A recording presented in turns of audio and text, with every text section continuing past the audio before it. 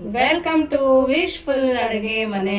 ಇವತ್ತು ಜವಾರಿ ಹೀರೆಕಾಯಿಂದ super recipe ಪ್ರತಿಭಾ. ಹೌದು ಆಶಾ, ಇದು ನೋಡಿ ನಮ್ಮೂರಲ್ಲಿ ಬಿಜಾಪುರಲ್ಲಿ ಸಿಗೋವಂಥ ಜವಾರಿ ಹೀರೆಕಾಯಿ. ಇದು ತುಂಬ ಎಳೆದಿದೆ, ತುಂಬ ಸಖತ್ತಾಗಿದೆ.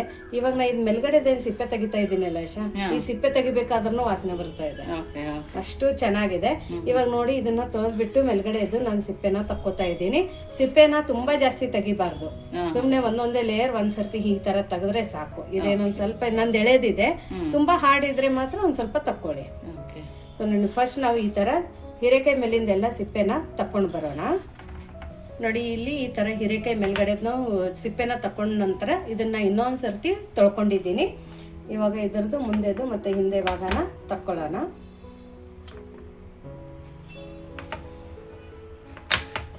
ಫಸ್ಟ್ ಈ ತರ ಕಟ್ ಮಾಡ್ಕೊಳ್ಳೋಣ. ಸೊ ಶ್ರಾವಣ ಮಾಸದಲ್ಲಿನೂ ಕೂಡ ನಾವು ಈ ತರ ಒಂದು ರೆಸಿಪಿನ ಮಾಡ್ಕೋಬಹುದು ಆಶಾ. ಹೌದು, ಸುಮಾರು ಕಮೆಂಟ್ ಬರ್ತಾ ಇತ್ತು ಶ್ರಾವಣ ಮಾಸದಲ್ಲಿ ಸ್ಪೆಷಲ್ ರೆಸಿಪಿಗಳನ್ನ ತೋರಿಸಿ, ಬಟ್ ಈರುಳ್ಳಿ ಬೆಳ್ಳುಳ್ಳಿ ಇರಬಾರ್ದು ಅಂತ ಹೇಳ್ಬಿಟ್ಟು. ಸೊ ಇವತ್ತೇ ಈರುಳ್ಳಿ ಬೆಳ್ಳುಳ್ಳಿ ಇಲ್ಲದೇನು ಕೂಡ ನಾವು ಈ ತರ ಒಂದು ಹೀರೆಕಾಯಿದು ರೆಸಿಪಿನ ಮಾಡಬಹುದು ಅಂತ ಹೇಳ್ಬಿಟ್ಟು ಇವತ್ತಿನ ಈ ರೆಸಿಪಿನ ನಿಮ್ದೆಲ್ಲರ ಕಮೆಂಟ್ಗೋಸ್ಕರ ನಾನು ಇವತ್ತೇ ಮಾಡ್ತಾ ಇದ್ದೀನಿ. ಸೊ ಇಲ್ಲಿ ಹೀರೆಕಾಯಿನ ನಾವು ತುಂಬಾ ಚಿಕ್ಕ ಚಿಕ್ಕದಾಗಿ ಕಟ್ ಮಾಡ್ಕೋಬೇಕು. ಈರುಳ್ಳಿ ಎಲ್ಲ ಕಟ್ ಮಾಡ್ತೀವಲ್ಲ ಆಶಾ, ಕಟ್ ಮಾಡ್ತೀವಲ್ಲ ಆ ಥರ. ಹೌದು. ಸೊ ನೋಡಿ ಈ ತರ ನಾವೆಲ್ಲ ಹೀರೆಕಾಯಿನೂ ಕಟ್ ಮಾಡ್ಕೊಂಡು ಬರಬೇಕು, ಸಣ್ಣ ಸಣ್ಣ ಪೀಸ್ ತರ. ಹೌದು. ನೋಡಿ ಈ ತರ ಹೀರೆಕಾಯಿನ ಕಟ್ ಮಾಡ್ಕೊಂಡು ಬಂದಿರೋದು. ನಿಮ್ಗೆ ಎಷ್ಟು ಕ್ವಾಂಟಿಟಿ ಬೇಕು, ಎಷ್ಟು ಹೀರೆಕಾಯಿ ಬೇಕು ಅದ್ರ ಮೇಲೆ ಇಲ್ಲಿ ನೀವು ಹೀರೆಕಾಯಿನ ಕಟ್ ಮಾಡ್ಕೊಳ್ಳಿ. ಇಲ್ಲಿ ನೋಡಿ ಈ ತರ ಕಟ್ ಮಾಡ್ಕೊಂಡಿದ್ದೀವಿ. ಈಗ ಸದ್ಯಕ್ಕೆ ಈ ಹೀರೆಕಾಯಿನ ನಾವು ಪಕ್ಕಕ್ಕೆ ಇಟ್ಕೊಳ್ಳೋಣ. ಪಕ್ಕಕ್ಕಿಟ್ಟು ನೆಕ್ಸ್ಟ್ ಏನ್ ಮಾಡೋದು ಅಂತ ನೋಡೋಣ ಬನ್ನಿ. ನೋಡಿ ಇಲ್ಲಿ ಕಡಲೆಬೇಳೆ ಹಿಟ್ಟನ್ನು ತಗೊಂಡಿರೋದು, ಇದಕ್ಕೆ ಬೇಸನು ಕೂಡ ಅಂತಾರೆ. ಹಸಿ ಕಡಲೆಬೇಳೆ ಹಿಟ್ಟು, ನಾನು ಇದು ಮನೆಯಲ್ಲಿ ಬೀಸ್ಕೊಂಡಿರುವಂಥ ಕಡಲೆಬೇಳೆ ಹಿಟ್ಟು. ಕಡಲೆಬೇಳೆನ ನೀವು ತಗೊಂಡೋಗಿ ಮಿಲ್ಲಲ್ಲಿ ಬೀಸ್ಕೊಂಡು ಬಂದರೆ ಇದೇ ಥರ ಬರುತ್ತೆ. ನಿಮ್ಗೆ ಯಾವ ಥರ ಬೇಕೋ ಆ ಥರ ಅವರು ಬೀಸ್ಕೊಡ್ತಾರೆ, ಮತ್ತು ಇದು ಪ್ಯೂರ್ ಆಗಿ ಕೂಡ ಬರುತ್ತೆ. ಸೊ ಇದನ್ನ ನೀವು ಹೊರಗಡೆಯಿಂದ ತಗೊಂಡು ಬಂದಿದ್ರೆ ಇದನ್ನ ಜಡಿ ಮಾಡ್ಕೊಳ್ಳಿ. ಇದನ್ನ ನಾವು ಮನೇಲಿ ಬೀಸಿದ್ರಿಂದ ನಾನೇನು ಜಡಿ ಮಾಡ್ಕೊಂಡಿಲ್ಲ, ಅದೇ ಥರ ತಗೊಂಡಿರೋದು. ಸೊ ಇಲ್ಲಿ ನೋಡಿ, ಇಲ್ಲಿ ನಾನು 1.5 ಕಪ್ಪದಷ್ಟು ಕಡಲೆ ಹಿಟ್ಟನ್ನು ತಗೊಂಡಿದ್ದೀನಿ. ಕ್ವಾಂಟಿಟಿ ಮೇಲೆ ಹೋಗುತ್ತೆ. ಓಕೆ, ಇವಾಗ ಇದ್ರೊಳಗಡೆ ನೀರನ್ನ ಹಾಕೊಳ್ಳೋಣ. ಸ್ವಲ್ಪ ಸ್ವಲ್ಪ ನೀರು ಹಾಕೋಬೇಕು ಪ್ರತಿಭಾ? ಹೌದು, ಸ್ವಲ್ಪ ಸ್ವಲ್ಪ ನೀರು ಹಾಕೊಂಡೆ ಕಲಿಸ್ಬೇಕು. ಒಬ್ರದ್ ಮಿಸ್ಟೇಕ್ ಏನಾಗುತ್ತೆ ಅಂದ್ರೆ ಒಂದೇ ಸರ್ತಿಗೆ ಜಾಸ್ತಿ ನೀರ್ ಹಾಕ್ಬಿಡ್ತಾರೆ, ಅವಾಗ ಮತ್ತೆ ಹಿಟ್ಟು ಹಾಕ್ತಾರೆ, ಮತ್ತೆ ಅದನ್ನ ಬೀಟ್ ಮಾಡ್ಕೋತಾರೆ ಆಶಾ. ಹಂಗಾಗಿ ಅದು ಕರೆಕ್ಟ್ ಆಗಿ ಬರಂಗಿಲ್ಲ. ನೋಡಿ ಈ ತರ ಸ್ವಲ್ಪ ಸ್ವಲ್ಪ ನೀರು ಹಾಕೊಂಡು ಹದನ ನೋಡ್ತಾ ನೋಡ್ತಾ ಇದನ್ನ ನಾವು ಹಿಟ್ಟನ್ನ ಕಲಿಸ್ಬೇಕು. ನೋಡಿ ಇದು ಮನೆಯಲ್ಲಿ ಬೀಸೋದ್ರಿಂದ 1 ಗಂಟೆ ಆಗಿಲ್ಲ. ಮತ್ತೆ ಜರಡಿ ಮಾಡಿ ತಗೊಂಡಿದ್ಯಲ್ವಾ? ಇಲ್ಲ, ಇದು ಮನೆಯಿಂದ ಇರೋದ್ರಿಂದ ನಾನೇನ್ ಜಡಿ ಮಾಡಿಲ್ಲ, ಅದೇ ತರ ತಗೊಂಡಿರೋದು. ನೋಡಿ ಇವಾಗ ಹಿಟ್ಟನ್ನ ನಾವು ಈ ತರ ನೀಟಾಗಿ ಮಿಕ್ಸ್ ಮಾಡ್ಕೋಬೇಕು. ಇವಾಗ ಇನ್ನ ನಾನು ಬೀಟ್ ಮಾಡಿಲ್ಲ, ಬರೀ ಇದ್ರ ಕನ್ಸಿಸ್ಟೆನ್ಸಿ ನೋಡ್ಕೊಂಡು ಬರೀ ನೀರ್ ಹಾಕಿ ಕಲಿಸ್ತಾ ಇದ್ದೀನಿ. ಪ್ರತಿಯೊಂದು ಟಿಪ್ಪು ತುಂಬಾ ಇಂಪಾರ್ಟೆಂಟ್ ಆಗೈತೆ, ಯಾಕಂದ್ರೆ ಒಂದ್ಸರ್ತಿ ನೀವು ಈ ತರ ಈಸಿ ರೆಸಿಪಿ ಮಾಡಿದ್ರೆ ನೀವು ಯಾವತ್ತೂ ಮರೆಯೋದಿಲ್ಲ. ಬ್ಯಾಚುಲರ್ ಕೂಡ ಮಾಡ್ಕೋಬಹುದು. ಇವಾಗ ಇದು ಕನ್ಸಿಸ್ಟೆನ್ಸಿ ಫಸ್ಟ್ ನೋಡೋಣ. ಈ ಕನ್ಸಿಸ್ಟೆನ್ಸಿ ಇದೆ ಇದಕ್ಕೆ, ಬಟ್ ಇದು ಇನ್ನೊಂದು ಸ್ವಲ್ಪ ಲೂಸ್ ಬೇಕು. ಇದನ್ನ ಇವಾಗ ಮತ್ತೆ ಮಿಕ್ಸ್ ಮಾಡ್ಕೊಳ್ಳೋಣ. ನೋಡಿ ನೀರು ಹಾಕಿದ ನಂತರ ಈ ತರ ಬರೀ ನಾವು ಇವಾಗ ಮಿಕ್ಸ್ ಮಾಡ್ಕೊಂಡಿದ್ದೀವಿ. ಇದ್ರ ಕನ್ಸಿಸ್ಟೆನ್ಸಿ ನೋಡಿ, ಪೋರಿಂಗ್ ಕನ್ಸಿಸ್ಟೆನ್ಸಿ ಇದೆ. ಇವಾಗ ಏನು ಮಾಡೋಣ ಅಂದರೆ ಈ ಕನ್ಸಿಸ್ಟೆನ್ಸಿ ಬಂದ ನಂತರ ಇವಾಗ ನಾವು ಇದನ್ನ ಬೀಟ್ ಮಾಡ್ಕೋಬೇಕು. ಆದಷ್ಟು ಕೈಯಿಂದಾನೇ ಬೀಟ್ ಮಾಡಿ, ಯಾಕಂದ್ರೆ ಇದನ್ನ ನಾವು ಇವಾಗ ಕೈಯಲ್ಲಿನೇ ಫರ್ಮೆಂಟ್ ಮಾಡಬೇಕು. ಇವಾಗ ಕಲಸಿದ ನಂತರ ಹಿಟ್ಟು ವೇಟ್ ಅನ್ಸುತ್ತೆ ಕೈಯಲ್ಲಿ ಒಂದ್ ಸ್ವಲ್ಪ ಉಬ್ಬಿದಂಗ ಅನ್ಸುತ್ತೆ ಸ್ವಲ್ಪ ಅಲ್ಲ, ಇನ್ನ ಉಬ್ಬಿಲ್ಲ ಆಶಾ ಇದು, ಯಾಕಂದ್ರೆ ಬರೀ ಮಿಕ್ಸ್ ಮಾಡ್ಕೊಂಡಿದೀವಿ. ಬಟ್ ಕೈಯಲ್ಲಿ ವೇಟು ಅನ್ಸುತ್ತೆ. ಒಬ್ಬೊಬ್ರಿಗೆ ಹೆಂಗ್ ಗೊತ್ತಾಗುತ್ತೆ ಅಂತ ಕೇಳ್ತಾರೆ. ಸೊ ನೋಡಿ ಮಿಕ್ಸ್ ಮಾಡಿದ ನಂತರ ಒಂದ್ಸರ್ತಿ ಹಿಂಗ್ ಕೈಯಲ್ಲಿ ಹಿಡ್ಕೊಂಡು ನೋಡಿ, ಸ್ವಲ್ಪ ವೇಟು ಅನ್ಸುತ್ತೆ. ಇವಾಗ ಏನ್ ಮಾಡೋಣ ಅಂದ್ರೆ ನಾವ್ ಇದನ್ನ 3 ನಿಮಿಷ ಕೈಯಿಂದಾನೇ ಬೀಟ್ ಮಾಡ್ಕೊಳ್ಳೋಣ. ನೀವು ಬೇಕಂದ್ರೆ ವಿಸ್ಕಿಂದಾನು ಮಾಡ್ಕೋಬಹುದು, ಬಟ್ ಅದರಿಂದ ಮಾಡೋದ್ಕಿಂತ ನಾವು ಕೈಯಿಂದ ಮಾಡಿದ್ರೆ ರುಚಿ ಕೂಡ ಜಾಸ್ತಿ ಆಗುತ್ತೆ. ನೋಡಿ ಇದನ್ನ ನಾವು 3 ನಿಮಿಷ ಚೆನ್ನಾಗಿ ಬೀಟ್ ಮಾಡ್ಕೊಳ್ಳೋಣ. ಇನ್ನು ಯಾರು ನೀವು ನಮ್ಮದು ವಾಟ್ಸಪ್ ಗ್ರೂಪನ್ನು ಜಾಯಿನ್ ಆಗಿಲ್ಲ ಅಂದರೆ ವಿಶ್ಫುಲ್ ಅಡುಗೆ ಮನೆ ವಾಟ್ಸಪ್ ಗ್ರೂಪ್ ಲಿಂಕನ್ನು ನಾನು ಡಿಸ್ಕ್ರಿಪ್ಷನ್ ಬಾಕ್ಸಲ್ಲಿ ಕೊಟ್ಟಿದ್ದೀವಿ. ಆ ಲಿಂಕ್ ಮೇಲೆ ಕ್ಲಿಕ್ ಮಾಡಿದರೆ ಸಾಕು, ನೀವು ನಮ್ಮ ಜೊತೆ ಕನೆಕ್ಟ್ ಆಗ್ತೀರಾ. ಮತ್ತು ವಾಟ್ಸಪ್ ಗ್ರೂಪಕ್ಕೆ ಜಾಯಿನ್ ಆಗೋಕ್ಕೆ ನಿಮಗೆ ಯಾವುದೇ ಥರ ದುಡ್ಡನ್ನು ಕಟ್ಟಬೇಕಾಗಿಲ್ಲ, ಅದು ಟೋಟಲಿ ಫ್ರೀ ಇದೆ. ಸೊ ನೀವು ಫ್ರೀಯಾಗಿಯೇ ಅಲ್ಲಿ ಜಾಯಿನ್ ಆಗ್ಬೋದು. ನಿಮ್ಗೆ ಏನಾದರೂ ಕ್ವೆರೀಸ್ ಇದ್ದರೆ ಅಥವಾ ರೆಸಿಪಿ ರಿಲೇಟೆಡ್ ಏನಾದರೂ ಕೇಳಬೇಕಂದ್ರೆ ಅಲ್ಲಿ ನೀವು ನಮ್ಮ ಜೊತೆ ಕಮ್ಯುನಿಕೇಟ್ ಮಾಡ್ಬೋದು. ನೋಡಿ ಇದನ್ನ 3-4 ನಿಮಿಷ ಚೆನ್ನಾಗಿ ಬೀಟ್ ಮಾಡ್ಕೊಂಡಿದೀವಿ. ಇವಾಗ ನೀವು ಕೈಯಲ್ಲಿ ಈ ತರ ಎತ್ ನೋಡಿದ್ರೆ ತುಂಬಾ ಲೈಟ್ ವೇಟ್ ಅನ್ಸುತ್ತೆ ಮತ್ತೆ ಫ್ಲಫಿ ಆಗುತ್ತೆ, ಹಿಟ್ಟು ಉಬ್ಬಿರುತ್ತೆ. ಸೊ ಕೈಯಲ್ಲಿನೇ ಚೆನ್ನಾಗಿದು ಫರ್ಮೆಂಟ್ ಆಗಿರುತ್ತೆ. ಈ ತರ ಮಾಡೋದ್ರಿಂದ ಏನಾಗುತ್ತೆ ಅಂದ್ರೆ ನಾವು ಮಾಡೋಂಥ ರೆಸಿಪಿಗೆ ಒಳಗಡೆ ತುಂಬಾ ಚೆನ್ನಾಗಿ ಜಾಳಿ ಜಾಳಿ ಬರುತ್ತೆ. ನೋಡಿ ಇವಾಗ ಇದು ಚೆನ್ನಾಗಿ ಬೀಟ್ ಆಗಿದೆ. ನೆಕ್ಸ್ಟ್ ಇದ್ರ ಒಳಗಡೆ ಇವಾಗ ನೋಡಿ ಇಲ್ಲಿ ಹಸಿಮೆಣಸಿನ್ಕಾಯಿನ ತಗೊಂಡಿರೋದು. ಇದು ತುಂಬ ಖಾರ ಕಡಿಮೆ ಇದೆ ಅಂತ ಹೇಳ್ಬಿಟ್ಟು ಇದು ನಮ್ಮ ಊರು ಮೆಣಸಿನ್ಕಾಯಿ. ಇಲ್ಲಿನೂ ಕೂಡ ಖಾರ ಕಡಿಮೆ ಇರೋ ಮೆಣಸಿನ್ಕಾಯಿ ಸಿಗುತ್ತೆ ಬೆಂಗಳೂರಲ್ಲಿನೂ ಕೂಡ. ಸೊ ನೀವು ಎಲ್ಲಿರ್ತೀರಾ ಅಲ್ಲಿನೂ ಕೂಡ ಈ ಥರ ಖಾರ ಕಡಿಮೆ ಇರೋ ಮೆಣಸಿನ್ಕಾಯಿನ ಸಿಕ್ಕಿದ್ರೆ ಇದನ್ನು ತಗೊಳ್ಳಿ. ಮನೇಲಿ ಚಿಕ್ಕ ಮಕ್ಕಳು ಇದ್ದಾರೆ, ನಾವು ಅವ್ರಿಗೆ ಕೊಡಂಗಿಲ್ಲ, ಈ ಥರ ಕಟ್ ಮಾಡಿ ಮಕ್ಕಳು ತಿನ್ನಂಗಿಲ್ಲ ಅಂದರೆ ಜಜ್ಜಿ ಬಿಟ್ಟು ಕೂಡ ಹಾಕೋಬಹುದು. ಬಟ್ ಇವಾಗ ನಾನು ಇದೇ ಥರ ಹಾಕೋತಾ ಇದ್ದೀನಿ. ತುಂಬ ಸಖತ್ತಾಗಿ ಕೊಡುತ್ತೆ ಇದು ಟೇಸ್ಟ್. ಇದು ಉತ್ತರ ಕರ್ನಾಟಕದ ಸ್ಪೆಷಲ್ ಅಂತಾನೂ ಅನ್ಬೋದು. ಇವಾಗ ಸಣ್ಣದಾಗಿ ಕಟ್ ಮಾಡ್ಕೊಂಡಿರೋಂಥ ಕೊತ್ತಂಬರಿ ಸೊಪ್ಪನ್ನು ಹಾಕೊಳ್ಳೋಣ. ಕೊತ್ತಂಬರಿ ಸೊಪ್ಪು ಒಂದು ಸ್ವಲ್ಪ ಜಾಸ್ತಿ ಹಾಕೊಂಡಿರೋದು. ಮತ್ತೆ ಕೊತ್ತಂಬರಿ ಸೊಪ್ಪುದ್ದು ಬರೀ ನಾನು ಸೊಪ್ಪು ಹಾಕೊಂಡಿಲ್ಲ, ಅದು ಹಿಂದ್ಗಡೆ ಏನು ಇದಿರುತ್ತಲ್ಲ ಕಡ್ಡಿ ಅದನ್ನು ಕೂಡ ಸಣ್ಣದಾಗಿ ಹೌದು ಅದನ್ನು ಕೂಡ ಹಾಕೊಂಡಿರೋದು. ಅದು ತುಂಬಾ ಚೆನ್ನಾಗಿ ಅಥೆಂಟಿಕ್ ಟೇಸ್ಟ್ ಕೊಡುತ್ತೆ. ಇವಾಗ ನೋಡಿ ಇಲ್ಲಿ ಧನಿಯಾ ಬೀಜನ ಜಸ್ಟ್ ನಾವು ಕ್ರಷ್ ಮಾಡಿರೋದು, ಇದನ್ನ ಪುಡಿ ಹಾಕಿಲ್ಲ. ನಿಮ್ಮ ಹತ್ರ ಪುಡಿ ಇದ್ರೆ ಪುಡಿ ಹಾಕೊಳ್ಳಿ. ಇದನ್ನ ಬರೀ ಒಂದ್ಸರ್ತಿ ನಾವು ಕಲಿಯಲ್ಲಿ ಪುಟಾಣಿಯಲ್ಲಿ ಜಸ್ಟ್ ಜಜ್ಜಿರೋದು. ಮಿಕ್ಸರ್ ಅಲ್ಲಿನೂ ಕೂಡ ಆನ್ ಆಫ್ ಮಾಡಿದ್ರೆ ಈ ತರ ಬರುತ್ತೆ. ಸೊ ಇದನ್ನು ಕೂಡ ಹಾಕೊಳ್ಳೋಣ. ಇದರಿಂದ ತುಂಬಾ ಅಥೆಂಟಿಕ್ ಟೇಸ್ಟ್ ಬರುತ್ತೆ. ಹೌದು, ಪುಡಿ ಅಂತ ಇದನ್ನೇ ಹಾಕೊಂಡ್ರೆ ಚೆನ್ನಾಗಿರತ್ತಲ್ವ ಪ್ರತಿಭಾ? ಹೌದು, ತುಂಬಾ ಚೆನ್ನಾಗಿರುತ್ತೆ. ಇವಾಗ ನೋಡಿ ಒಂದ್ ಸ್ವಲ್ಪ ಅರಿಶಿಣದ ಪುಡಿ ಹಾಕೊಳ್ಳೋಣ. ಇಲ್ಲಿ ಒಂದು ಸ್ವಲ್ಪ ಕೆಂಪು ಖಾರದ ಪುಡಿನೂ ಹಾಕೋತಾ ಇದ್ದೀನಿ. ಮೆಣಸಿನ್ಕಾಯಿನೂ ಹಾಕೊಂಡಿದ್ದೀವಿ. ಮೆಣಸಿನ್ಕಾಯಿ ಒಂದು ಸ್ವಲ್ಪ ಖಾರ ಕಡಿಮೆ ಇದೆ. ಸೊ ಒಂದು ಸ್ವಲ್ಪ 1/4 ಟೀ ಸ್ಪೂನ್ ಅಷ್ಟು ಇಲ್ಲಿ ಖಾರದ ಪುಡಿನ ಹಾಕೊಂಡಿರೋದು. ನೋಡಿ ಇಲ್ಲಿ ಒಂದು ಅರ್ಧ ಸ್ಪೂನ್ ಅಷ್ಟು ಓಂ ಕಾಳನ್ನು ತಗೊಂಡಿರೋದು. ಇದನ್ನು ಕೈಯಲ್ಲಿ ಈ ಥರ ತಿಕ್ಬಿಟ್ಟು ಹಾಕೊಳ್ಳೋಣ.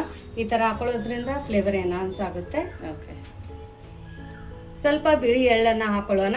ಕ್ರಂಚಿನೆಸ್ ತುಂಬ ಚೆನ್ನಾಗಿ ಬರುತ್ತೆ ಮತ್ತು ತುಂಬ ಡಿಫ್ರೆಂಟಾಗಿ ಒಂದು ಅಥೆಂಟಿಕ್ ಉತ್ತರ ಕರ್ನಾಟಕ ಟೇಸ್ಟ್ ಇದರಲ್ಲಿ ನಿಮ್ಗೆ ಕಾಣಿಸುತ್ತೆ. ಓಕೆ, ಇವಾಗ ನೋಡಿ ಇದ್ರ ಒಳಗಡೆ ನಾನು 2 ಸ್ಪೂನ್ ಅಷ್ಟು ಎಣ್ಣೆನ ತಗೊಂಡಿರೋದು. ಎಣ್ಣೆ ಸ್ವಲ್ಪ ಬಿಸಿ ಮಾಡಿ ಹಾಕೊಂಡಿರೋದು.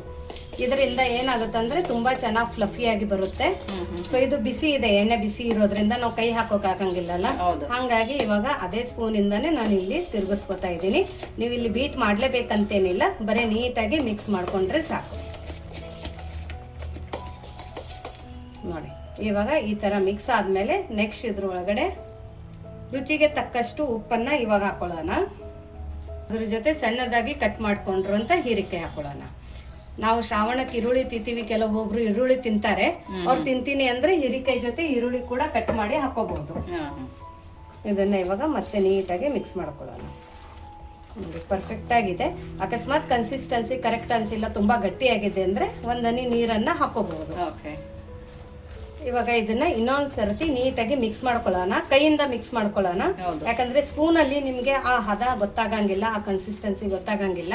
ಸೊ ಹಾಗಾಗಿ ನೀಟಾಗಿ ಒಂದ್ಸರ್ತಿ ಈ ತರ ಸ್ವಲ್ಪ ಹೀರೆಕಾಯಿಗೆ ಪ್ರೆಸ್ ಮಾಡ್ತಾ ಮಾಡ್ತಾ ಕಲಿಸ್ಕೊಳ್ಳೋಣ.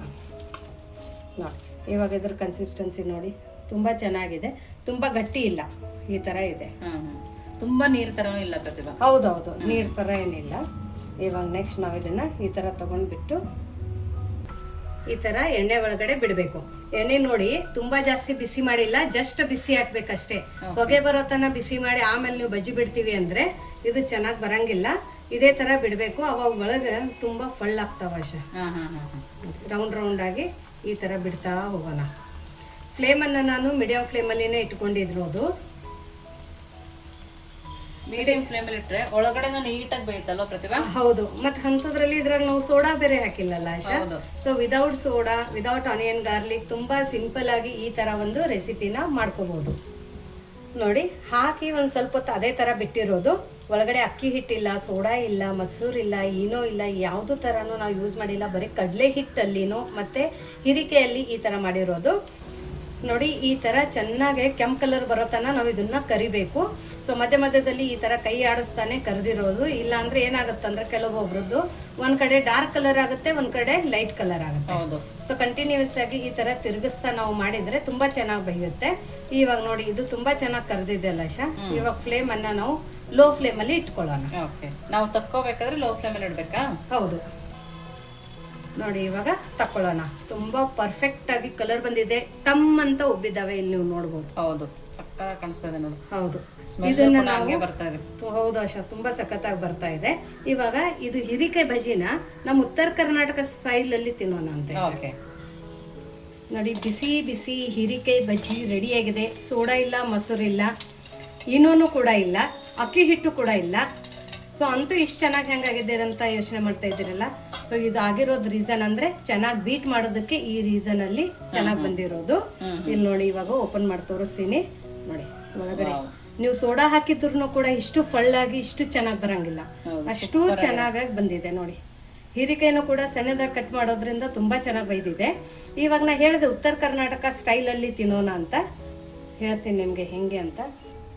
ನೋಡಿ, ಇಲ್ಲಿ ಬಿಸಿ ಬಿಸಿ ಸಾಫ್ಟ್ ಚಪಾತಿನ ಇಲ್ಲಿ ತಗೊಂಡಿರೋದು. ಇವಾಗ ಇದ್ರ ಮೇಲ್ಗಡೆ ಒಂದು 4-5 ಬಜಿನ ಇಟ್ಕೊಳ್ಳೋಣ.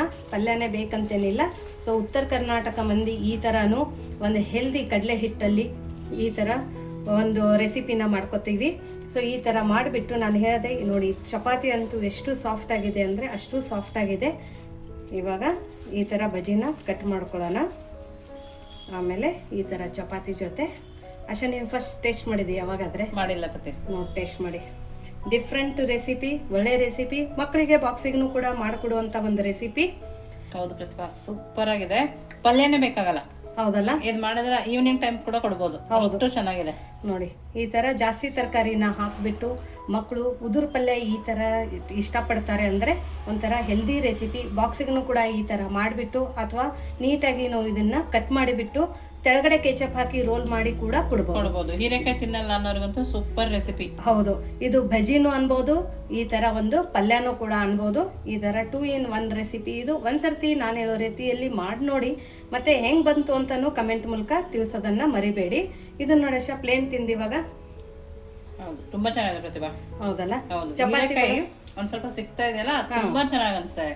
ಓಕೆ, ಚಪಾತಿ ಕೂಡ ಅಂತೂ ಫಸ್ಟ್ ಕ್ಲಾಸ್ ಆಗಿತ್ತು.